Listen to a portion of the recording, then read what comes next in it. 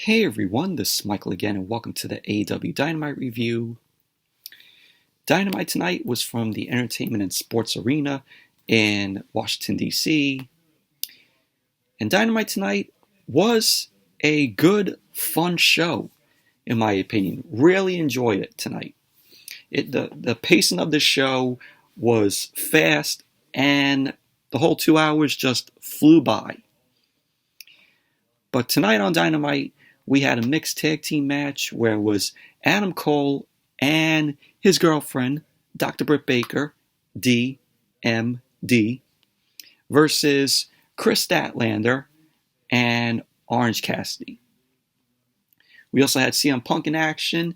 He ended up taking on Shawn Spears. We had the House of Black, Malachi Black, and Brody King in action, and they ended up taking on the Varsity Blondes, Griff Garrison, and Brian Pillman Jr. Lance Archer ended up returning to have a match. He ended up taking on Frankie Kazarian. And we had Serena Deeb versus Skye Blue. And in the main event, we had Sting and Darby Allin versus the Acclaimed. And, of course, we had the return of JON MOXLEY, which was awesome. And Cody Rhodes ended up returning tonight. Of course, Cody Rhodes is a free agent. But Dynamite was an awesome show tonight. It was a fun show. But let's get on with the review. Dynamite opened up tonight with the return of JON MOXLEY. It was awesome to see JON MOXLEY return. He hasn't been seen on AEW television in 3 months. So he looked good and he looked like he lost a lot of weight. So it was awesome seeing Moxley return. And the crowd was really happy to see him. They popped hugely for Moxley. So Moxley was in the ring. The crowd was chanting Moxley. And there was some fan in the crowd. I guess he wasn't a fan of Moxley. And so Mox was like, oh, go fuck yourself. And he ended up telling the security to throw him out of the arena. So Moxley ended up talking about waking up after a bad dream with a black cloud hanging over him. He wanted to say that these demons come in all shapes and sizes for everybody. He also went on to say that he has more scars on his body than most. But the important ones are what you carry on the inside. Mox ended up saying that they are the scars that we should be proud of and make us the people we are. Moxley ended up believing that there are a lot of people who want to write him off and doubt him. He wanted to say that they can think that, but he will tell them what he told that black cloud, which was, you can shove it right up your ass. So Moxley wanted to say that, I don't run from demons, but I beat the shit out of them. So Moxley ended up thanking the fans for having his back. And he ended up saying that he is going on a ride this year. He wants to say that he's going to grab the world of wrestling by the balls, because now he is truly free. Mox went on to say that if there is anybody in AEW or around the world who thinks they can put him through hell, he is very thirsty. And all he drinks is blood. So that was what Moxley had to say. But this was a very good promo from Moxley. Glad to see him back. And, hopefully his next opponent, whoever that will be, will step up to the plate.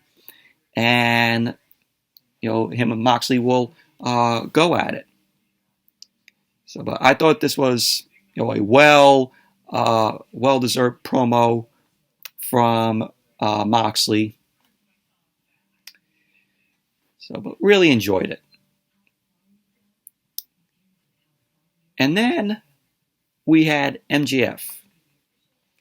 MJF was backstage with Wardlow, and he ended up saying that last week was an embarrassment to the world of professional wrestling. He ended up saying that CM Punk didn't take the loss on the chin like a man, because he grabbed Wardlow's hair to win the match. MJF ended up saying that if Wardlow had more seasoning, he could have kicked out. So MJF then, however, apologized to Wardlow, saying that he has been a friend. And MJF was like, oh, since today is Wardlow's birthday, happy birthday to Wardlow, by the way. He kept saying that since today is Wardlow's birthday, that is what he gets. So MJF ended up saying, although after Wardlow put his hands on him last week, he decided to dock his pay. So MJF ended up saying that tonight, Shawn Spears will show Wardlow how it is done, as Shawn Spears will beat CM Punk. So that was what MJF had to say, and Wardlow didn't look too happy about that. It looked like he was tired of MJF there, and with MJF telling him, oh, I'm docking your pay. So he didn't look too thrilled there, Wardlow. And it's just going to be a matter of time when Wardlow breaks away from MJF. And the whole babyface turn for Wardlow will be in play. But it was a good backstage promo from MJF. And then we had the first match of the night, which was the mixed tag team match. Adam Cole and his girlfriend, Dr. Britt Baker, DMD, versus Orange Cassidy and Kris Statlander, the alien Kris Statlander. This was a very fun mixed tag team match. Really enjoyed it. Very good matchup here.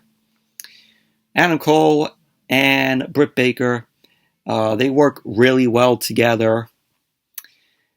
And the match started off with Britt Baker and Kris Statlander in the match. Britt Baker then immediately tagged out before Kris Statlander could get to her. So Adam Cole did the same thing with Orange Cassidy. We had Britt Baker end up in the ring, and Orange Cassidy ended up doing his slow kicks to Britt Baker, and Britt Baker ended up stomping on Orange Cassidy's foot. Kris Statlander then slammed Britt Baker down, ended up throwing her a boop.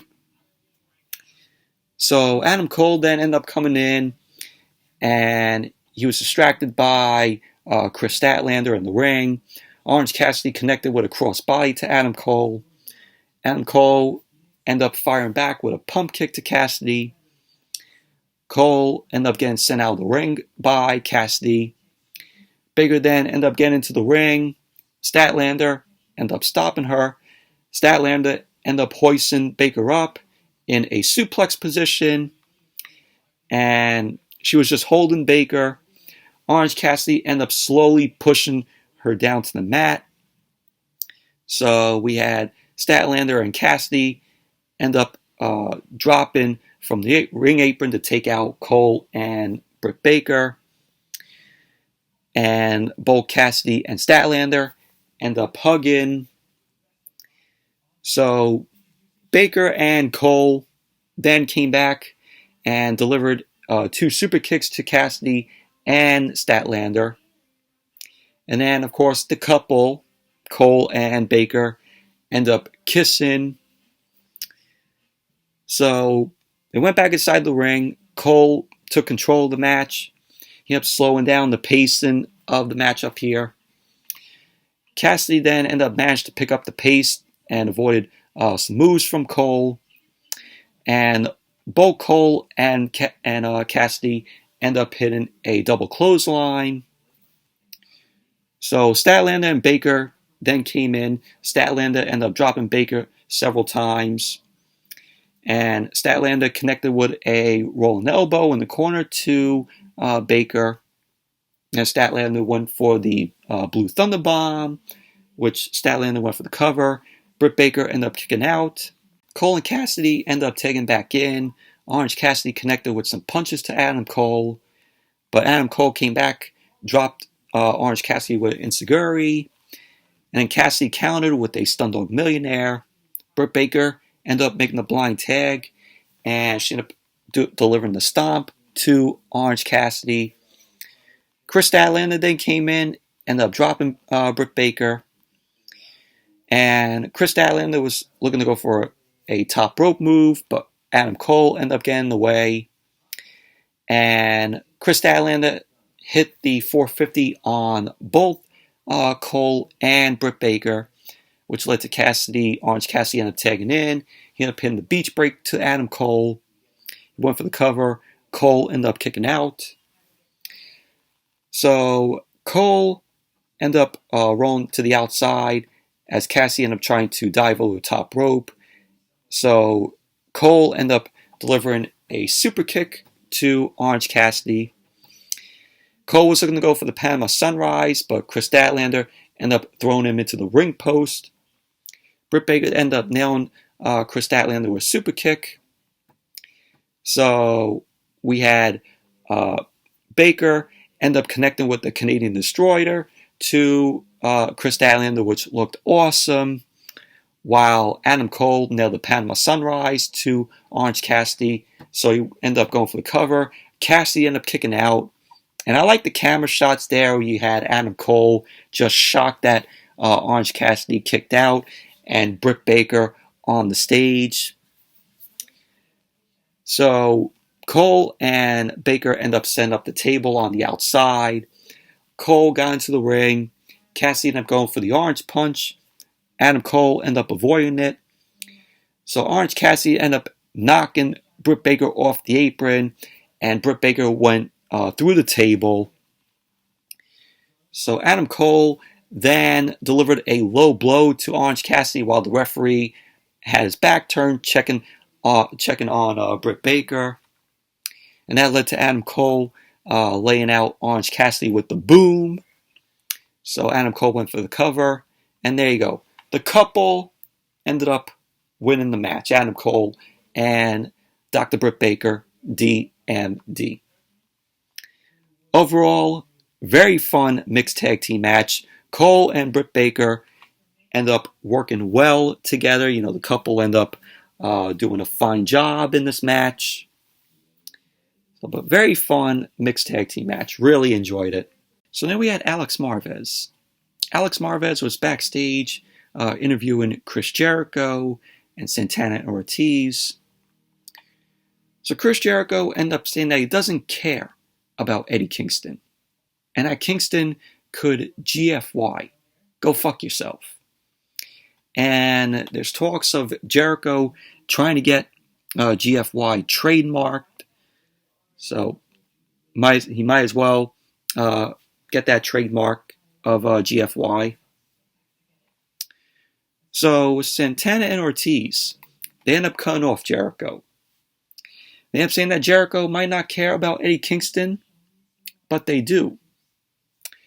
So they end up saying, oh, maybe Eddie Kingston has got a point about Jericho, being why they don't have the tag team titles, why they don't have the AEW World Tag Team titles.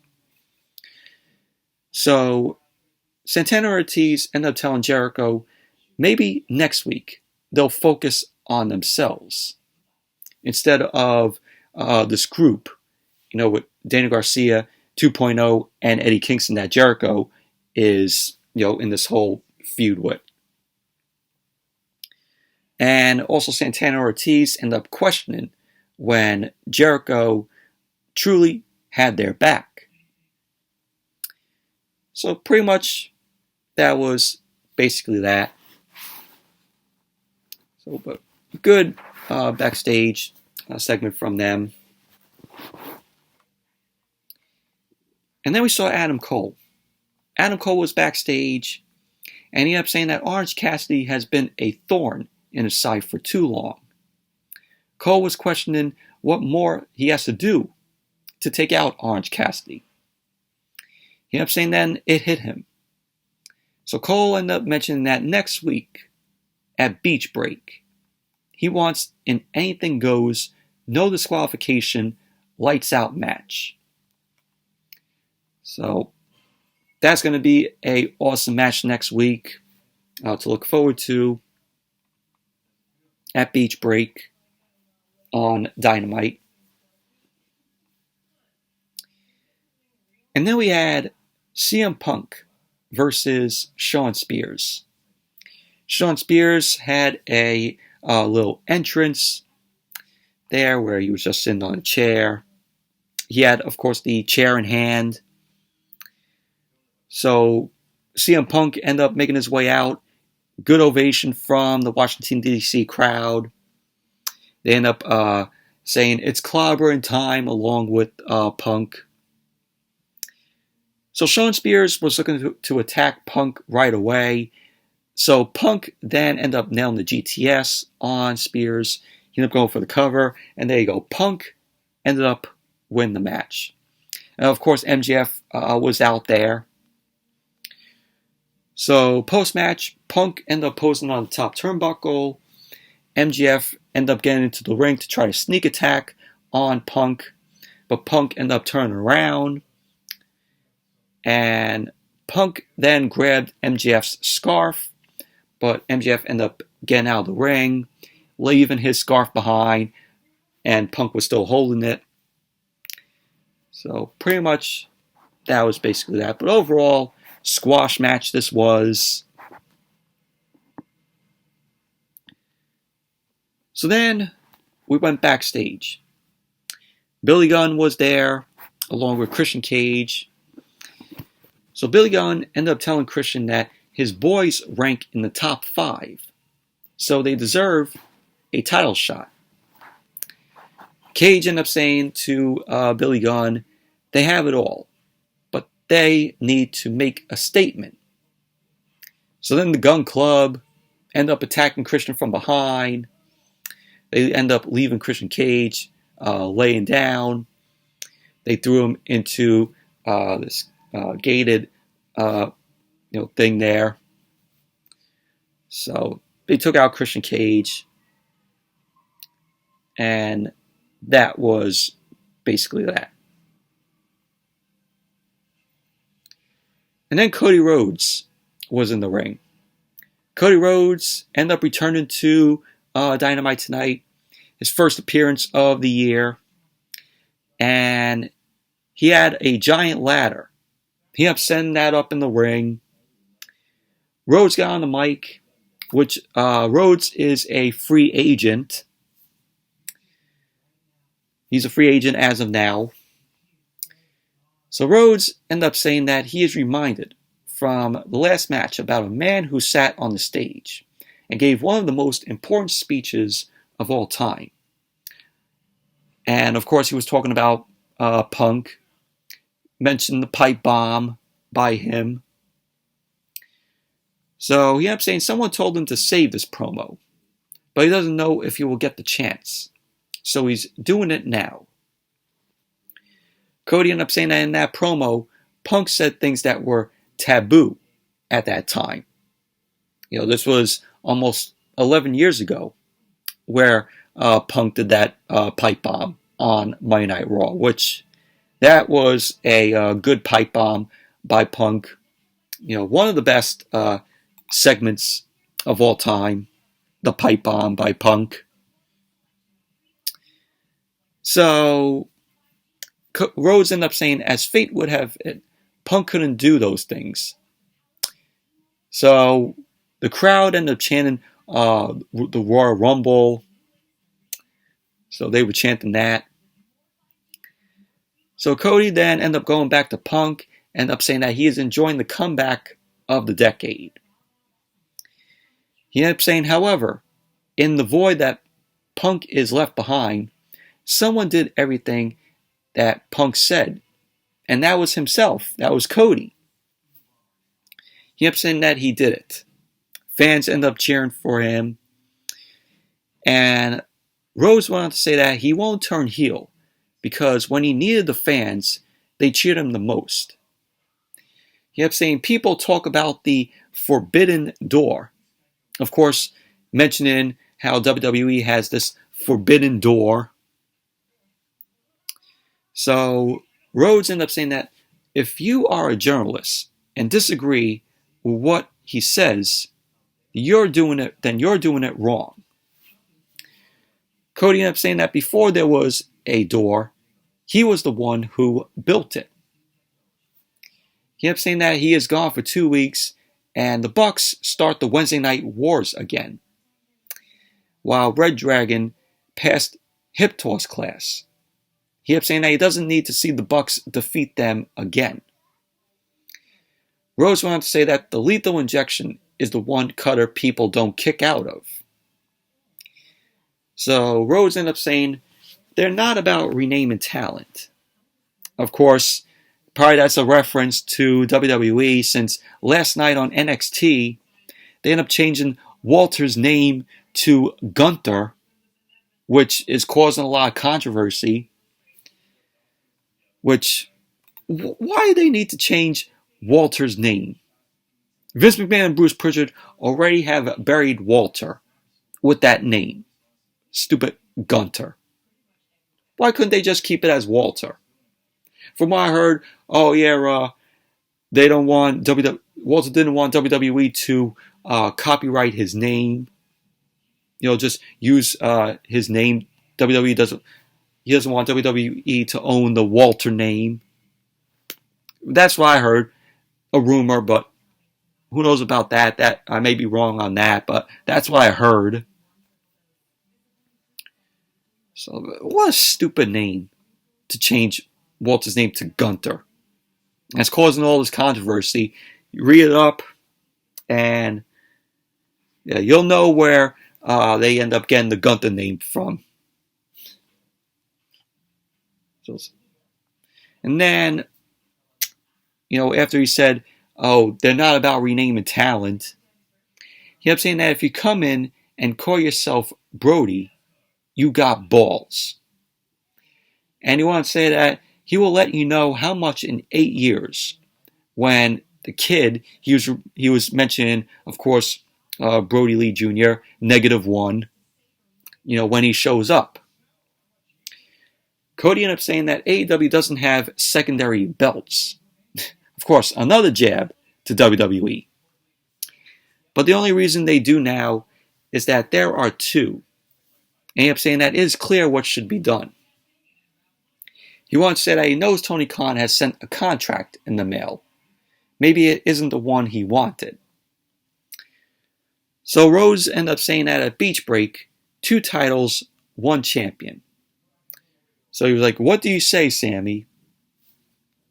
And that was that.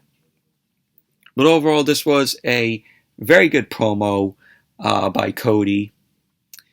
It didn't come off as heelish here, even though we all want Rhodes to go heel, but he refuses to. He wants to be the John Cena of AEW, where WWE didn't want Cena to turn heel. That's what AEW is doing with Cody Rhodes here. Rhodes doesn't want to turn heel, so we can all say that Cody Rhodes is the John Cena in AEW, where he's never going to go heel. Which we all want to see Rhodes go heel, but he's never going to, possibly. But this was a good promo from Cody. Even though he's referencing WWE stuff from, AEW is not about renaming talent. Of course, mention WWE renaming the talent to having secondary belts. All he's referencing WWE there is what's happening there.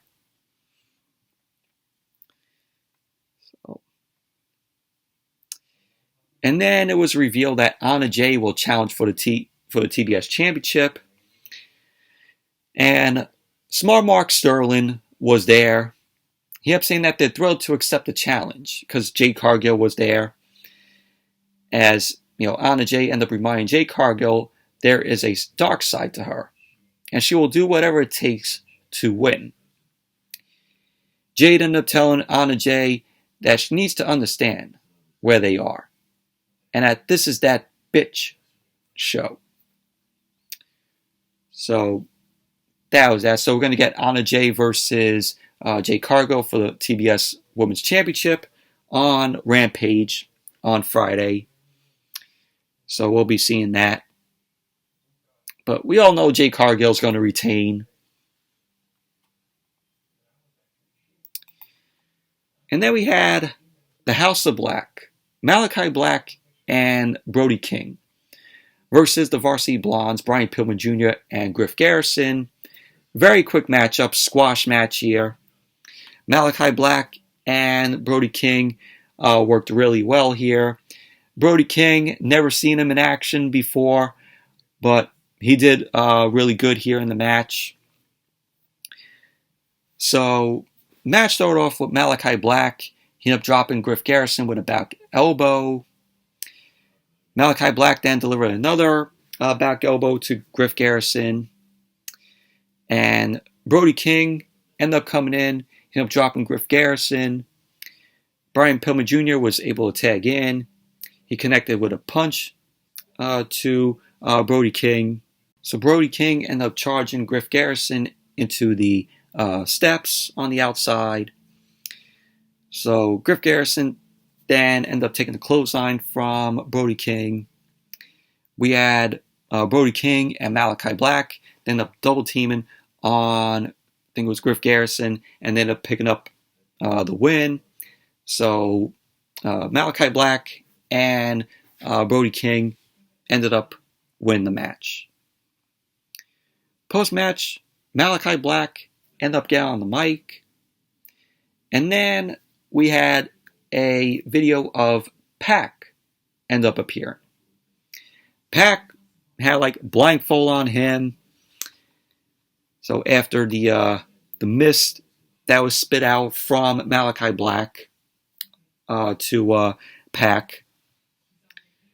So Pac ended up saying now he truly sees Malachi Black, and that he is just the same of everyone as anyone else in AEW, and that he is self-obsessed and power-hungry. Pac wanted to say that Black might have some spells, but the bastard is out of his reach. Pac then went on to say that he is going to make a martyr of Malachi Black. So that's what Pac had to say. But this was pretty cool here, seeing Pac in that video. But overall, Black and King versus the Varsity Blondes, squash match. And then we saw Brandon Cutler. Brandon Cutler had his camera set up. Rocky Romero was there. He kept saying week after week, they're tired of hearing the same stuff. He ended up telling Trent that they beat the Young Bucks. So they ended up putting out a challenge for the Bucks on Rampage this Friday. So pretty much that was that. So we're going to see that on Rampage. And then we had Frankie Kazarian versus Lance Archer. So we had Lance Archer end up returning to in-ring competition. So he came out along with Jake Roberts and Dan Lambert. I think Dan Lambert being with Lance Archer, it's going to do pretty well for Archer. So the match started off with Archer delivering a elbow strike to Kazarian before the bell even rung. Frank Kazarian ended up firing back at Archer. He ended up going for Archer's knee.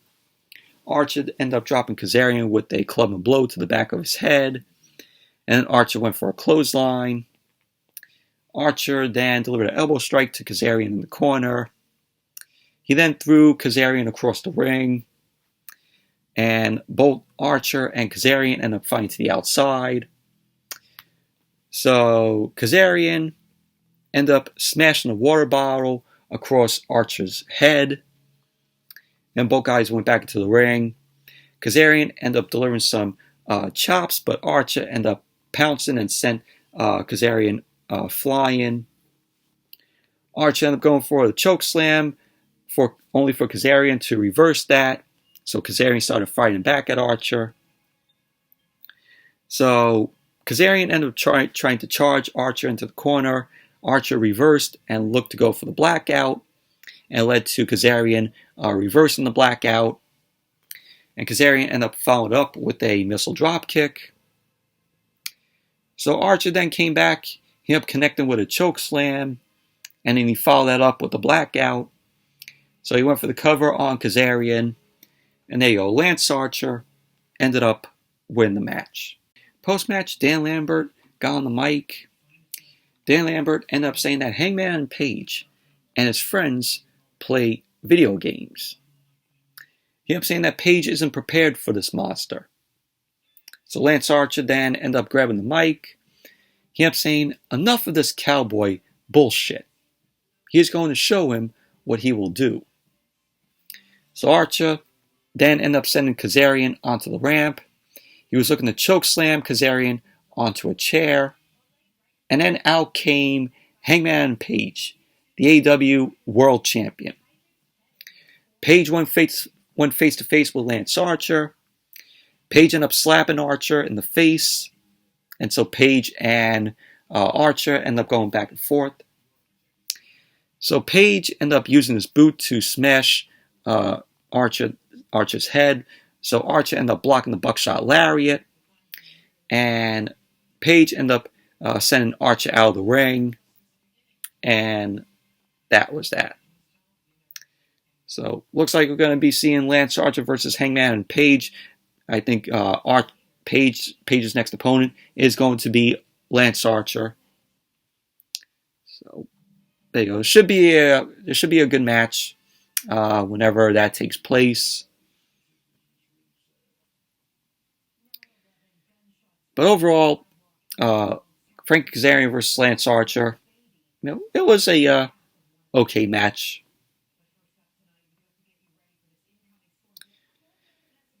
And then we went backstage, and we had Dante Martin, and we also had Ricky Starks and Powerhouse Hobbs.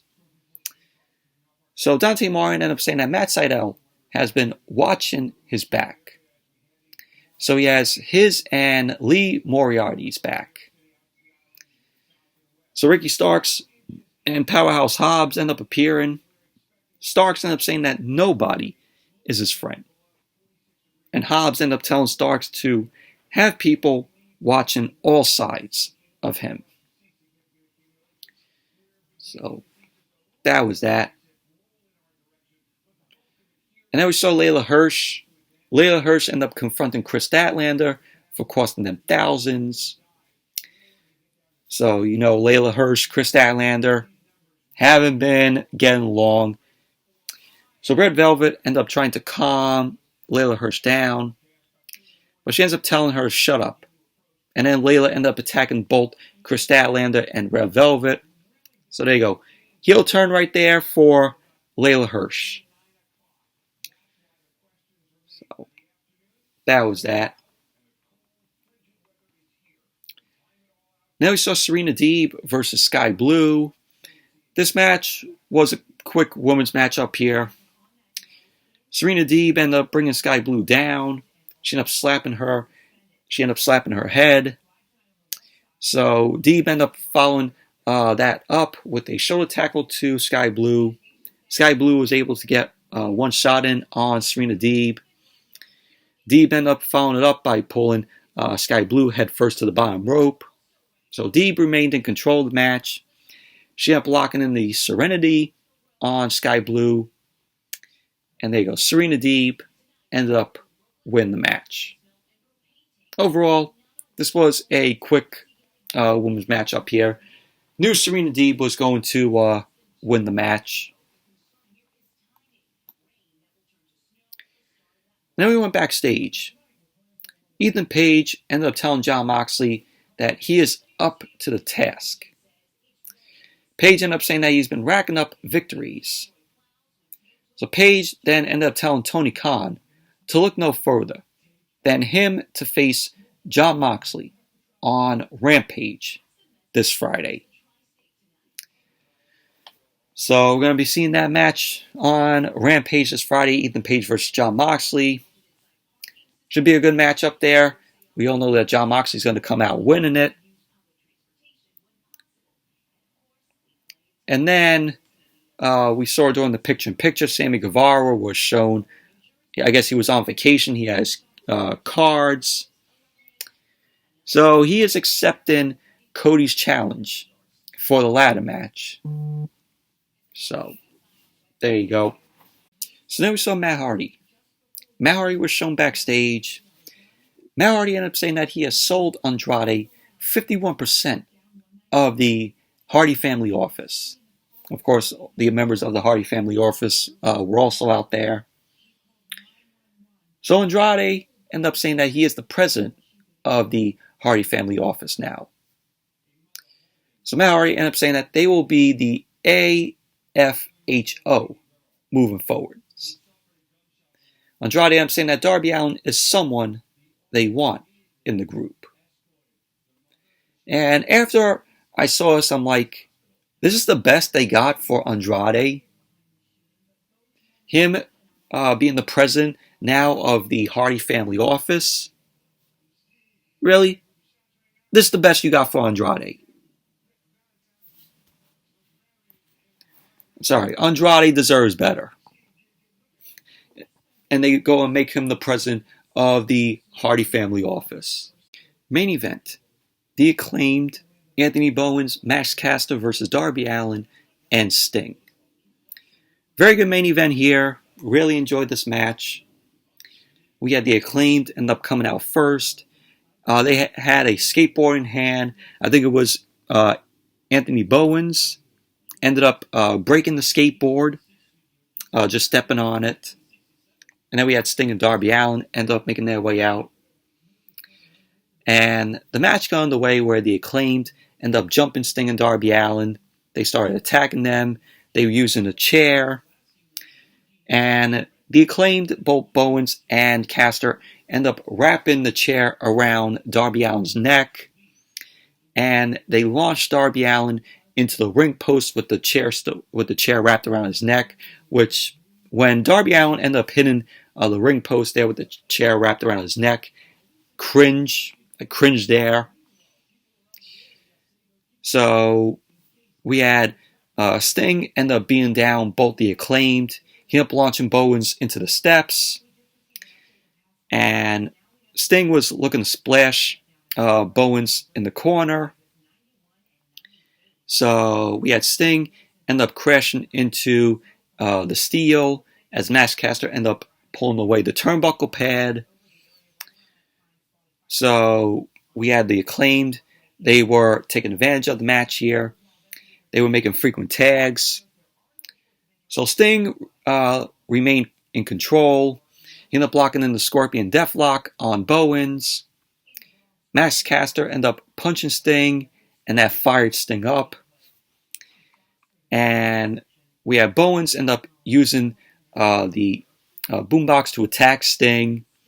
They end up trying to do something on the steps. And out of nowhere, Darby Allin returned and attacked Bowens. Darby Allin ended up running from the crowd, which that was a awesome move there.